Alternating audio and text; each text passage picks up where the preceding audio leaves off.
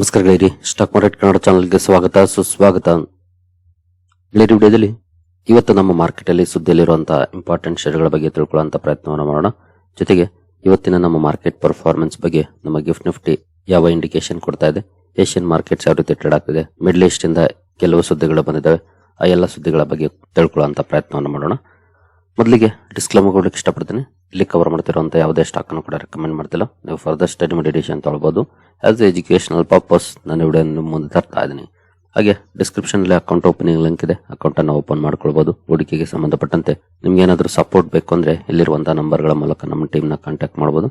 ಇಲ್ಲಿ ಮೆನ್ಷನ್ ಮಾಡಿರುವಂತಹ ಎಲ್ಲ ಸರ್ವಿಸಸ್ ನಮ್ಮ ಮೂಲಕ ಸಿಗುತ್ತೆ. ಬಟ್ ಇದಕ್ಕೆ ಕಂಡೀಷನ್ ಒಂದೇ, ನಮ್ಮ ಮೂಲಕ ಅಕೌಂಟ್ ಓಪನ್ ಆಗಿರಬೇಕು. ಹಾಗಾಗಿ ಅಕೌಂಟ್ ಓಪನ್ ಮಾಡ್ಕೊಂಡು ಕಾಂಟ್ಯಾಕ್ಟ್ ಮಾಡಬಹುದು. ಏನು ಮೊದಲಿಗೆ ಮಿಡ್ಲ್ ಈಸ್ಟ್ ಗೆ ಸಂಬಂಧಪಟ್ಟಂತ ಸುದ್ದಿಗಳನ್ನು ನೋಡೋಣ. JD Vance to head US delegation for Iran talks in Islamabad after initial security concerns. ಅಂದ್ರೆ ಸೆಕೆಂಡ್ ರೌಂಡ್ ಆಫ್ ಟಾಕ್ಸ್ ಪಾಕಿಸ್ತಾನದಲ್ಲಿ ಶುರುವಾಗ್ತವೆ ಅನ್ನೋ ಬಗ್ಗೆ ಸುದ್ದಿಗಳು ಬರ್ತಾ ಇದ್ದಾವೆ. ಜೆಡಿ ವ್ಯಾನ್ಸ್ ಹೋಗ್ತಾರೆ ಮತ್ತೆ ಅಂತಾನೆ. ಬಟ್ ಇರಾನ್ ಇಂದ ಬೇರೆ ರೀತಿಯ ಸುದ್ದಿಗಳೇ ಬರ್ತಿದ್ದಾವೆ. ನೀವು ಇಲ್ಲಿ ನೋಡಬಹುದು, Iran to skip second round of US talks cites excessive demands and ceasefire breach report ಮೂಲಕ ಬರ್ತಾ ಇರುವಂತ ಸುದ್ದಿ. ಗೊತ್ತಿಲ್ಲ ಇರಾನ್ ಇಲ್ಲಿ ಪಾರ್ಟಿಸಿಪೇಟ್ ಮಾಡುತ್ತಾ ಇಲ್ವಾ ಅಂತ, ಆದ್ರೆ ರಿಪೋರ್ಟ್ಸ್ ಮೂಲಕ ಇರಾನ್ ಹೋಗದೆ ಇರಬಹುದು ಅಂತ ಸುದ್ದಿ ಬರ್ತಾ ಇದೆ. ಯಾಕೆ ಅಂತಂದ್ರೆ ಎಕ್ಸೆಸಿವ್ ಡಿಮಾಂಡ್ಸ್ ಅನ್ನ ಅಮೆರಿಕ ಮಾಡ್ತಿದೆ ಅನ್ನೋದು ಅದಕ್ಕೆ ಕಾರಣ ಅಂತ. ಇದ್ರ ಜೊತೆಗೆ ಇಂಟರ್ನಲ್ಲಿ ಕೆಲವೊಂದು ಸಮಸ್ಯೆಗಳಾಗಿದ್ದಾವೆ ಅಂತ ಸುದ್ದಿ ಬರ್ತಾ ಇದೆ. IRGC ಹಾಗೂ ಗವರ್ನಮೆಂಟ್ ಏನಿದೆ ಅಂದ್ರೆ ಇರಾನ್ ಗವರ್ನಮೆಂಟ್, ಅದರ ನಡುವೆ ಅಷ್ಟೇನು ಸಂಬಂಧಗಳು ಸರಿ ಇಲ್ಲ ಅಂತ ನೋಡಬಹುದು. IRGC challenges Araghchi's Hormuz claim as bad and incomplete. ಅಂದ್ರೆ ಇವರ ನಿರ್ಧಾರಗಳನ್ನ ಅವರು ವಿರೋಧ ಮಾಡ್ತಿದ್ದಾರೆ. ಇಬ್ಬರ ನಡುವೆ ತಾಳಮೇಳ ಸರಿ ಆಗ್ತಿಲ್ಲ. ಹೀಗಿರುವಾಗ ಇವರು ಮತ್ತೆ ಮಾತುಕತೆಗಳಲ್ಲಿ ತೊಡಗ್ತಾರ, ಕ್ವಶನ್ ಮಾರ್ಕ್ ಕಂಡು ಬರ್ತಿದೆ ಸದ್ಯದ ಮಟ್ಟಿಗೆ. ನೋಡೋಣ ಬರ್ತಾರ ಇಲ್ವಾ, ಮೇ ಬಿ ಇವತ್ತು ನಾಳೆ ಅಷ್ಟರಲ್ಲಿ ಗೊತ್ತಾಗುತ್ತೆ. ಹಾಗೆ ಮಾತುಕತೆ ಶುರು ಆಗೋದಕ್ಕೆ ಮುಂಚೆ ನಮ್ಮ ಟ್ರಂಪ್ ಅಣ್ಣ ಆಸ್ ಯೂಶುವಲ್ ಬೊಗಳೆ ಬಿಡ್ತಾ ಇರ್ತಾರೆ. ನೋಡಬಹುದು, Trump says US seized Iranian ship Touska, Tehran confirms calls it piracy vows response. Iran ನ ಟೌಸ್ಕಾ ಎನ್ನುವಂತ ಶಿಪ್ ಅನ್ನ ಅಮೆರಿಕ ಸೀಸ್ ಮಾಡಿರೋ ಬಗ್ಗೆ ಸುದ್ದಿಯನ್ನ ಕೊಟ್ಟಿದ್ದಾರೆ. ಜೊತೆಗೆ ಇರಾನ್ ಕೂಡ ಇದನ್ನ ಕನ್ಫರ್ಮ್ ಮಾಡಿದೆ, ರೆಸ್ಪಾನ್ಸ್ ಮಾಡಬೇಕಾಗುತ್ತೆ ಅನ್ನೋಂತ ವಾರ್ನಿಂಗ್ ಅನ್ನು ಕೂಡ ಕೊಟ್ಟಿದೆ. ಒಟ್ಟಿನಲ್ಲಿ ಮಾತುಕತೆಗೆ ಮುಂಚೆ ಏನೆಲ್ಲ ಪ್ರೆಷರ್ ಇರಬಹುದು ಅದನ್ನ ಪ್ರಯತ್ನ ಮಾಡ್ತಾ ಇರ್ತಾರೆ. ಡೊನಾಲ್ಡ್ ಟ್ರಂಪ್ ಅದನ್ನೇ ಮಾಡಿದ್ದಾರೆ ಅಂತಾನೆ ಹೇಳ್ಬೋದು. ಏನು ಜೊತೆಗೆ ಇನ್ನೊಂದು ಧಮಕಿ ಕೂಡ ನೋಡಬಹುದು. No more mister nice guy, Trump says US going to knock out every single power plant bridge in Iran. ಅಂದ್ರೆ ಪ್ರತಿ ಸಲನೂ ಕೂಡ ಹೇಳ್ತಾ ಇರೋದು ಇದನ್ನೇ. ಜೊತೆಗೆ ಮಾತುಕತೆಗೆ ಮುಂಚೆ ಲಾಸ್ಟ್ ಟೈಮ್ ಕೂಡ ಹೇಳಿದ್ರು, ಹಾಗೆ ಸೀಸ್ ಫೈರ್ ಹತ್ರ ಬಂದಾಗ್ಲೂ ಹೇಳಿದ್ರು. ಬೆಳಗ್ಗೆ ನೋಡಿದ್ರೆ ಸೀಸ್ ಫೈರ್ ಅನೌನ್ಸ್ ಮಾಡಿದ್ರು. ಗೊತ್ತಿಲ್ಲ ಹೊಡಿತಾರ ಬಿಡ್ತಾರ ಅಂತ, ಬಟ್ ಧಮಕಿ ಅಂತೂ ಆಗ್ತಾ ಇರ್ತಾರೆ. ಈ ರೀತಿಯ ಅಪ್ಡೇಟ್ ಗಳು ಇರಾನ್ ಗೆ ಸಂಬಂಧಪಟ್ಟಂತೆ ಬರ್ತಾ ಇದ್ದಾವೆ. ಈ ಎಲ್ಲ ಅಪ್ಡೇಟ್ ಗಳು ಬಂದ ನಂತರ ಕ್ರೂಡ್ ಅಲ್ಲಿ ಪರ್ಫಾರ್ಮೆನ್ಸ್ ಯಾವ ರೀತಿ ಇದೆ, ಎಸ್ಪೆಷಲಿ ಬ್ರೆಂಟ್ ಅಲ್ಲಿ ನೋಡಬಹುದು 6.2% ಪಾಸಿಟಿವ್ ಅಲ್ಲಿ ಪರ್ಫಾರ್ಮೆನ್ಸ್ ನೋಡ್ಲಿಕ್ಕೆ ಸಿಗ್ತಾ ಇದೆ. ಆಲ್ಮೋಸ್ಟ್ $96 ರೇಂಜ್ ಅಲ್ಲಿ ಟ್ರೇಡ್ ಆಗ್ತಿದೆ. WTI ಕೂಡ 90 ಅನ್ನ ಕ್ರಾಸ್ ಮಾಡಿದೆ. ಈ ಎಲ್ಲ ಸುದ್ದಿಗಳು ಬಂದ ನಂತರ ಕ್ರೂಡ್ ಅಲ್ಲಿ ರ್ಯಾಲಿ ನೋಡ್ಲಿಕ್ಕೆ ಸಿಕ್ಕಿದೆ ಒಂದಷ್ಟು ಮಟ್ಟಿಗೆ.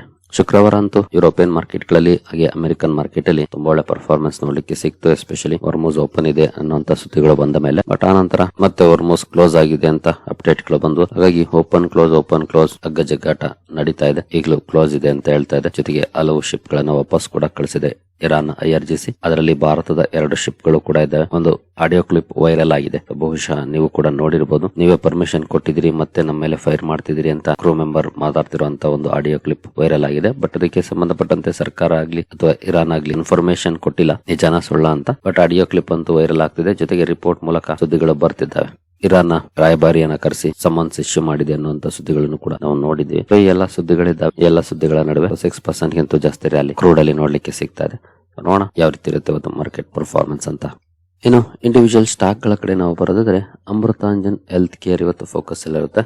ಕಾರಣ ಕಂಪನಿ ಪರ್ಸನಲ್ ಕೇರ್ ಸೆಗ್ಮೆಂಟ್ ಗೆ ಸ್ಟ್ರಾಟಜಿಕ್ ಎಂಟ್ರಿ ಕೊಟ್ಟಿದೆ. ಅಂದ್ರೆ ರೇಸರ್ಸ್ ಅನ್ನ ಲಾಂಚ್ ಮಾಡೋ ಮೂಲಕ ಪರ್ಸನಲ್ ಕೇರ್ ಸೆಗ್ಮೆಂಟ್ಸ್ ಗೆ ಅಮೃತಾಂಜನ್ ಹೆಲ್ತ್ ಕೇರ್ ಎಂಟ್ರಿ ಕೊಡ್ತಾ ಇದೆ. ಈ ಒಂದು ಸುದ್ದಿ ಕಾರಣಕ್ಕೆ ಸ್ಟಾಕ್ ಫೋಕಸ್ ಅಲ್ಲಿರುತ್ತೆ. ಅಮೃತಾಂಜನ್ ಹೆಲ್ತ್ ಅನ್ನ ವಾಚ್ ಮಾಡಬಹುದು ಇವತ್ತು ಯಾವ ರೀತಿ ಇರುತ್ತೆ ಪರ್ಫಾರ್ಮೆನ್ಸ್ ಮಾರ್ಕೆಟ್ ಅಲ್ಲಿ ಅಂತ.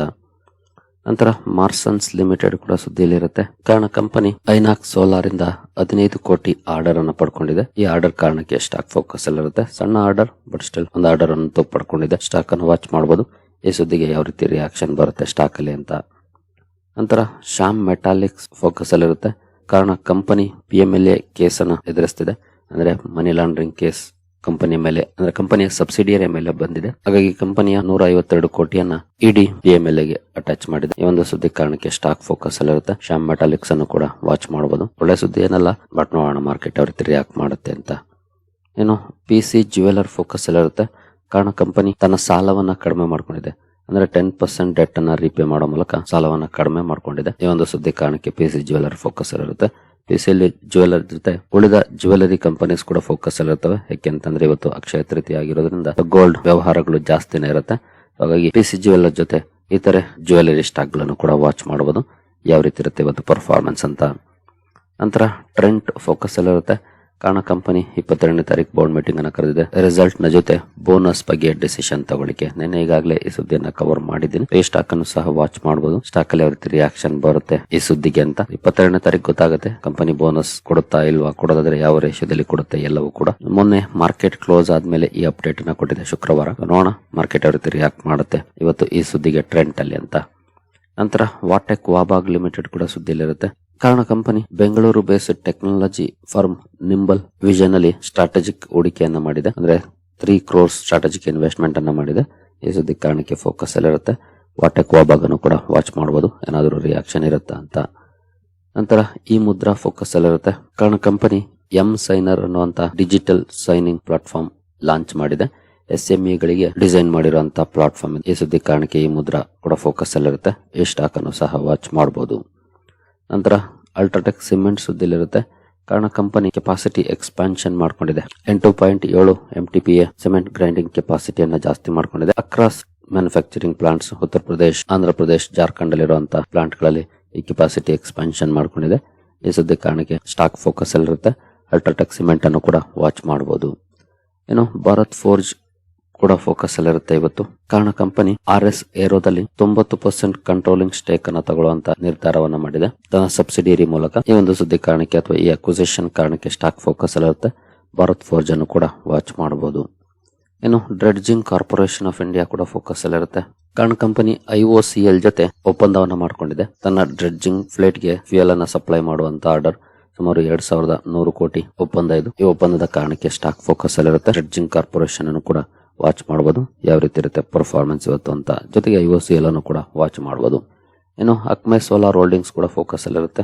ಕಾರಣ ಕಂಪನಿ ಗುಜರಾತ್ ಎನರ್ಜಿ ಡೆವಲಪ್ಮೆಂಟ್ ಅಥಾರಿಟಿಯಿಂದ ಸರ್ಟಿಫಿಕೇಶನ್ ಅನ್ನು ಪಡ್ಕೊಂಡಿದೆ ತನ್ನ 16 ಮೆಗಾವ್ಯಾಟ್ ಸಾಮರ್ಥ್ಯದ ವಿಂಡ್ ಸೋಲಾರ್ ಪ್ರಾಜೆಕ್ಟ್ ಕಮಿಷನಿಂಗ್ ಬಗ್ಗೆ. ಈ ಸುದ್ದಿ ಕಾರಣಕ್ಕೆ ಸ್ಟಾಕ್ ಫೋಕಸ್ ಅಲ್ಲಿರುತ್ತೆ. ಅಕ್ಮೆ ಸೋಲಾರ್ ಹೋಲ್ಡಿಂಗ್ಸ್ ಅನ್ನು ಕೂಡ ವಾಚ್ ಮಾಡಬಹುದು, ಯಾವ ರೀತಿ ಇರುತ್ತೆ ಪರ್ಫಾರ್ಮೆನ್ಸ್ ಅಂತ. ಇನ್ನು EMS ಲಿಮಿಟೆಡ್ ಕೂಡ ಸುದ್ದಿಯಲ್ಲಿರುತ್ತೆ. ಕಾರಣ ಕಂಪನಿ UP ಜಲ್ ನಿಗಮ್ನ ಬಿಡ್ಡಿಂಗ್ ಪ್ರೋಸೆಸ್ ಅಲ್ಲಿ ಅಂದ್ರೆ 208 ಕೋಟಿ ಮೊತ್ತದ ಬಿಡ್ಡಿಂಗ್ ಇದು.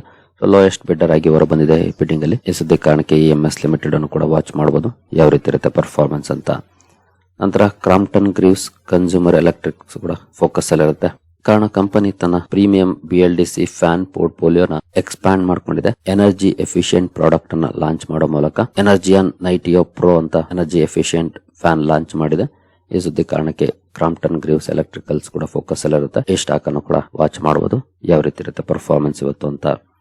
ನಂತರ ಟೆಕ್ಸ್ಮಾಕೋ ರೈಲ್ ಇಂಜಿನಿಯರಿಂಗ್ ಕೂಡ ಸುದ್ದಿಲಿರುತ್ತೆ. ಕಾರಣ ಕಂಪನಿಗೆ ಒಂದು ಸಣ್ಣ ಆರ್ಡರ್ ಸಿಕ್ಕಿದೆ. 3 ಕೋಟಿ ಆರ್ಡರ್ ಇದು ಮಾಡರ್ನ್ ಕೋಚ್ ಫ್ಯಾಕ್ಟರಿಯಿಂದ ಸಿಕ್ಕಿರುವಂತದ್ದು. ಈ ಆರ್ಡರ್ ಕಾರಣಕ್ಕೆ ಸ್ಟಾಕ್ ಫೋಕಸ್ ಅಲ್ಲಿರುತ್ತೆ. ಇದನ್ನು ಸಹ ವಾಚ್ ಮಾಡಬಹುದು. ಇನ್ನು ಓರಿಯಂಟ್ ಗ್ರೀನ್ ಪವರ್ ಕೂಡ ಸುದ್ದಿಯಲ್ಲಿರುತ್ತೆ. ಕಾರಣ ಕಂಪನಿಗೆ 8.6 ಕೋಟಿ ಮೊತ್ತದ 2 ವಿಂಡ್ ಟರ್ಬೈನ್ ಸಪ್ಲೈ ಮಾಡುವಂತ ಆರ್ಡರ್ ಸಿಕ್ಕಿದೆ. ಈ ಆರ್ಡರ್ ಕಾರಣಕ್ಕೆ ಸ್ಟಾಕ್ ಫೋಕಸ್ ಅಲ್ಲಿರುತ್ತೆ. ಇದನ್ನು ಸಹ ವಾಚ್ ಮಾಡಬಹುದು.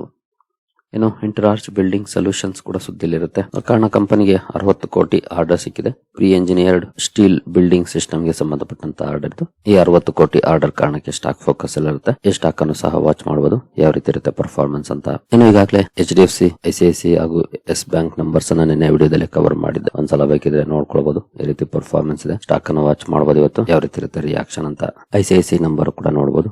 ಇನ್ನು ಯೆಸ್ ಬ್ಯಾಂಕ್ ಕೂಡ ಇಲ್ಲಿದೆ ನೋಡಬಹುದು. ಈ ಸ್ಟಾಕ್ ಗಳನ್ನು ಸಹ ವಾಚ್ ಮಾಡಿ, ಯಾವ ರೀತಿ ಇರುತ್ತೆ ಪರ್ಫಾರ್ಮೆನ್ಸ್ ಅಂತ.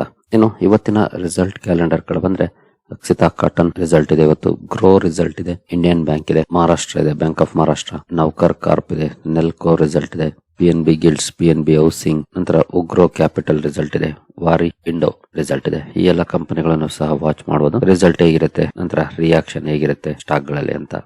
ಇನ್ನು ಗಿಫ್ಟ್ ನಿಫ್ಟಿ ಕಡೆ ಬಂದ್ರೆ ಗಿಫ್ಟ್ ನಿಫ್ಟಿಯಲ್ಲಿ ಯಾವ ರೀತಿ ಪರ್ಫಾರ್ಮೆನ್ಸ್ ಇದೆ ಅಂತ ಸದ್ಯದ ಮಟ್ಟಿಗೆ ನೋಡಬಹುದು ಗಿಫ್ಟ್ ನಿಫ್ಟಿಯಲ್ಲಿ 43 ಪಾಯಿಂಟ್ಸ್ 0.18% ಪಾಸಿಟಿವ್ ಪರ್ಫಾರ್ಮೆನ್ಸ್ ನೋಡ್ಲಿಕ್ಕೆ ಸಿಗ್ತಾ ಇದೆ. ಅಂದ್ರೆ ಗಿಫ್ಟ್ ನಿಫ್ಟಿ ಸ್ಲೈಟ್ಲಿ ಪಾಸಿಟಿವ್ ಅಲ್ಲಿ ಟ್ರೇಡ್ ಆಗ್ತಾ ಇದೆ.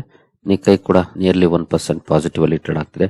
ಸ್ಟ್ರೈಟ್ ಟೈಮ್ ಸ್ವಲ್ಪ ನೆಗೆಟಿವ್ ಇದೆ. ಹ್ಯಾಂಗ್ಸೆಂಗ್ ಇನ್ನು ಓಪನ್ ಆಗಿಲ್ಲ. ಇದು 17 ತಾರೀಕಿನ ಪರ್ಫಾರ್ಮೆನ್ಸ್. ತೈವಾನ್ ವೇಟೆಡ್ 1% ಪಾಸಿಟಿವ್ ಇದೆ.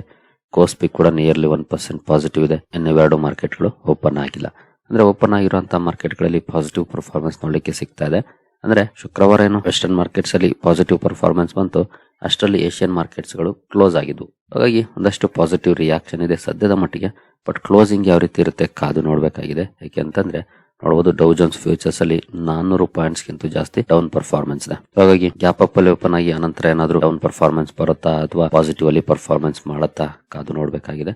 ಜೊತೆಗೆ last week broad based market ಅಲ್ಲಿ ಒಳ್ಳೆ ಪರ್ಫಾರ್ಮೆನ್ಸ್ ನೋಡ್ಲಿಕ್ಕೆ ಸಿಕ್ತು, especially mid and small cap ಅಲ್ಲಿ. ಆ ರೀತಿ ಏನಾದ್ರು ಇವತ್ತು ಕೂಡ ಪರ್ಫಾರ್ಮೆನ್ಸ್ ಮುಂದುವರಿಯುತ್ತಾ ಅದನ್ನು ಕೂಡ ಕಾದು ನೋಡ್ಬೇಕಾಗಿದೆ. ಸದ್ಯದ ಮಟ್ಟಿಗೆ ಡೌ ಜೋನ್ಸ್ ಫ್ಯೂಚರ್ಸ್ ಅಲ್ಲಿ ನೆಗೆಟಿವ್ ಇದೆ. ಬಟ್ ಏಷ್ಯನ್ ಮಾರ್ಕೆಟ್ ಒಂದಷ್ಟು ಪಾಸಿಟಿವ್ ಅಲ್ಲಿ ಟ್ರೇಡ್ ಆಗ್ತಿದೆ. ಬ್ರೆಂಟ್ ಅಲ್ಲಿ ಈಗ ಸದ್ಯದ ಮಟ್ಟಿಗೆ 5.5% ಪಾಸಿಟಿವ್ ಪರ್ಫಾರ್ಮೆನ್ಸ್ ಇದೆ. ಗೋಲ್ಡ್ ಕೂಡ ಡೌನ್ ಇದೆ ಇವತ್ತು 0.63%. ಇನ್ನು ಡಾಲರ್ ಇಂಡೆಕ್ಸ್ ವೀಕ್ ಆಗಿದೆ, 98 ಗೆ ಬಂದಿದೆ. ಇದು ಒಳ್ಳೆ ಬೆಳವಣಿಗೆ. ಇದು ವೀಕ್ ಆದಷ್ಟು ನಮ್ಮ ಮಾರ್ಕೆಟ್ಗೆ ಒಳ್ಳೆ ಸುದ್ದಿ ಆಗುತ್ತೆ. ಬಟ್ ಸದ್ಯದ ಮಟ್ಟಿಗೆ 98.36 ಅಲ್ಲಿದೆ. ಇನ್ನು USD/INR ಇವತ್ತು ಇನ್ನು ಓಪನ್ ಆಗಿಲ್ಲ. ಮೊನ್ನೆ ಅಂದ್ರೆ ಶುಕ್ರವಾರ ಒಳ್ಳೆ ಪರ್ಫಾರ್ಮೆನ್ಸ್ ನೋಡ್ಲಿಕ್ಕೆ ಸಿಕ್ಕಿತ್ತು, 0.31% ಸ್ಟ್ರಾಂಗ್ ಆಗಿತ್ತು INR. ನೋಡೋಣ ಇವತ್ತು ಯಾವ ರೀತಿ ಇರುತ್ತೆ ಪರ್ಫಾರ್ಮೆನ್ಸ್ ಅಂತ. ಸರಿಗಳಿರಿ, ನಿಮ್ಗೆ ಏನಾದ್ರು ಸ್ಟಾಕ್ ಮಾರ್ಕೆಟ್ ಬಗ್ಗೆ ಕಲಿಯುವಂತ ಆಸಕ್ತಿ ಇದ್ರೆ ನಮ್ಮ ತರಬೇತಿ ಕಾರ್ಯಕ್ರಮ ಇದೆ. ಇಂಟ್ರೆಸ್ಟ್ ಇರೋರು ಇಮೇಲ್ ಮೂಲಕ ಸಂಪರ್ಕ ಮಾಡಬಹುದು. ಇದು ಪ್ಯೂರ್ಲಿ ಎಜುಕೇಶನಲ್ ಕಂಟೆಂಟ್ ಅನ್ನು ಹೊಂದಿರುತ್ತೆ. ಇಲ್ಲಿ ಯಾವುದೇ ರೀತಿ ಸ್ಟಾಕ್ ರೆಕಮೆಂಡೇಶನ್ ಸಿಗೋದಿಲ್ಲ. ಬಟ್ ಒಂದೊಳ್ಳೆ ಕಂಪನಿಯನ್ನ ಹೇಗೆ ಹುಡುಕ್ಬೇಕು, ಏನೆಲ್ಲ ಸ್ಟಡಿ ಮಾಡಬೇಕು, ಈ ರೀತಿ ವಿಷಯಗಳನ್ನ ಒಳಗೊಂಡಿರುತ್ತೆ. ಫಂಡಮೆಂಟಲ್, ಟೆಕ್ನಿಕಲ್ ಎಲ್ಲವನ್ನು ಕೂಡ ಸ್ಟಾಕ್ ಮಾರ್ಕೆಟ್ ಜರ್ನಿಯಲ್ಲಿ ಲೈಫ್ ಲಾಂಗ್ ನಿಮಗೆ ಉಪಯೋಗಕ್ಕೆ ಬರುವಂತ ವಿಷಯವನ್ನ ಇದು ಒಳಗೊಂಡಿರುತ್ತೆ. ಇಂಟ್ರೆಸ್ಟ್ ಇರೋರು ಇಮೇಲ್ ಮೂಲಕ ಸಂಪರ್ಕ ಮಾಡಬಹುದು. ಸರಿಗಳಿರಿ, ಈ ಎಲ್ಲ ಅಪ್ಡೇಟ್ಸ್ ನಿಮಗೆ ಇಷ್ಟ ಆಗಿದೆ ಅಂದ್ಕೊಳ್ತೀನಿ. ಹಾಗೆ ಡಿಸ್ಕ್ರಿಪ್ಷನ್ ಅಲ್ಲಿ ಅಕೌಂಟ್ ಓಪನಿಂಗ್ ಲಿಂಕ್ ಇದೆ, ಅಕೌಂಟ್ ಅನ್ನು ಓಪನ್ ಮಾಡ್ಕೊಳ್ಬಹುದು. ಮುಂದಿನ ವಿಡಿಯೋದಲ್ಲಿ ಸಿಗೋಣ. ಅಲ್ಲಿವರೆಗೂ ಜೈ ಹಿಂದ್, ಜೈ ಕರ್ನಾಟಕ.